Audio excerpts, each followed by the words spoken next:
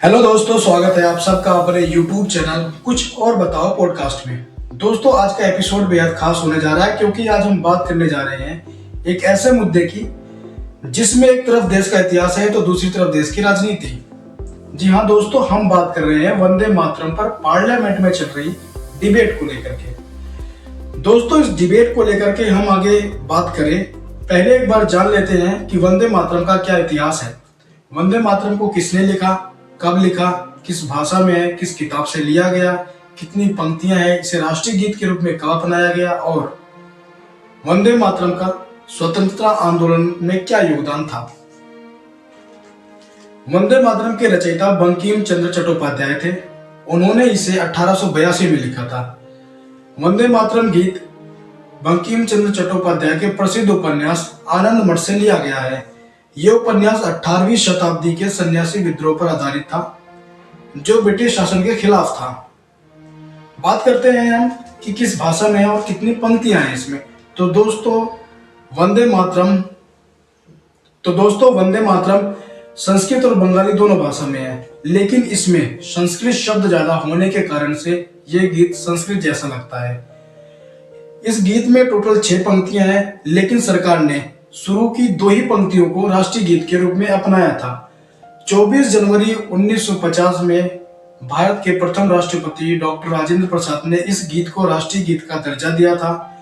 अब बात करते हैं कि वंदे मातरम का स्वतंत्रता आंदोलन में क्या योगदान था। वंदे मातरम सिर्फ एक राष्ट्रीय गीत नहीं बल्कि आजादी की आवाज बन चुकी थी। 1905 में जब बंगाल विभाजन हुआ तो बंगाल के लोगों ने इस नारे को गाते हुए सड़क पर उतर आए।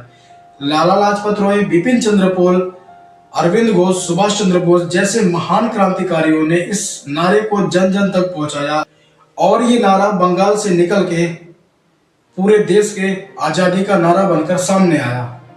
तो दोस्तों, ये था वंदे मातरम का इतिहास। अब बात करेंगे हम आगे कि वंदे मातरम को लेकर के हमारी पार्लियामेंट में डिबेट क्यों किया जा रहा है। सबसे पहले इसमें समझेंगे हम कि ये मुद्दा आया कहां से। दोस्तों, वंदे मातरम को लिखे हुए 150 साल पूरे हो रहे हैं। इस मौके पर हमारी पार्लियामेंट ने एक स्पेशल डिबेट रखी जिसमें इसका इतिहास, इसका राष्ट्रवाद से संबंध और आज के भारत में इसका क्या स्थान है, इन बातों को लेकर के हमारी पार्लियामेंट में डिबेट चल रही है। लेकिन दोस्तों, जैसे ही ये डिबेट शुरू हुई, राजनीतिक आग भड़क उठी। सरकार और विपक्ष दोनों एक दूसरे के सामने आ गए, दोनों एक दूसरे पर आरोप लगाने लगे और दोनों ही पार्टियां इस डिबेट को लेकर के अपनी अपनी राजनीति करने लगे। अब बात कर लेते हैं दोस्तों हम कि सरकार और विपक्ष दोनों का इस मुद्दे को लेकर के क्या। सरकार के कई नेता यह भी कह रहे हैं कि वंदे मातरम को वो सम्मान अब तक नहीं मिला जिसका वो हकदार था। उनका यह भी कहना है कि पहले की सरकार, खासकर कांग्रेस ने इस गीत को उस तरह प्रमोट नहीं किया जैसे इसका इतिहास में दर्जा था।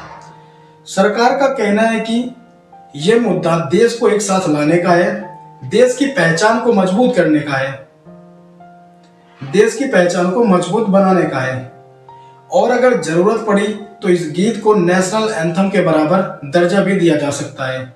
तो दोस्तों, सरकार का सीधा स्टैंड है, देश से जुड़ा कोई भी प्रतीक राजनीति से ऊपर होना चाहिए।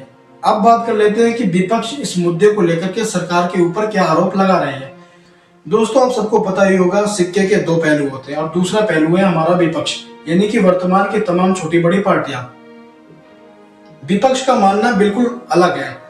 विपक्ष के कई नेता कह रहे हैं कि यह डिबेट सिर्फ एक राजनीतिक स्ट्रेटेजी है और सरकार चाहती है कि लोगों का ध्यान असली मुद्दों जैसे भारत की अर्थव्यवस्था, महंगाई, बेरोजगारी, शिक्षा और किसान जैसी समस्याओं से हट जाए। विपक्ष का यह भी आरोप है कि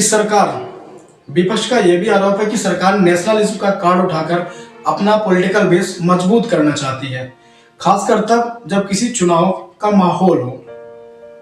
दोस्तों, विपक्ष के कई नेता यह भी कह रहे हैं कि सरकार इतिहास को अपने हिसाब से प्रेजेंट कर रही है। इसमें कोई दो राय नहीं है। केंद्र में जब भी कोई सरकार आती है, चाहे बीजेपी हो, कांग्रेस हो या कोई और पार्टी हो, जब भी इतिहास से छेड़छाड़ हुआ है तो सरकार ने हमेशा ही इतिहास को अपने हिसाब से प्रेजेंट किया है। तो दोस्तों, एक तरफ है सरकार जो राष्ट्रवाद की बात कर रही है और दूसरी तरफ है विपक्ष जो बात कर रही है राजनीति विभाजन की। तो दोस्तों, ये था वंदे मातरम पे चल रहे डिबेट को लेकर के इस कंसेप्ट में आपको बहुत कुछ समझ में आया होगा, बहुत कुछ सीखने को मिला होगा। मिलते हैं हम एक नए एपिसोड और नए वीडियो में।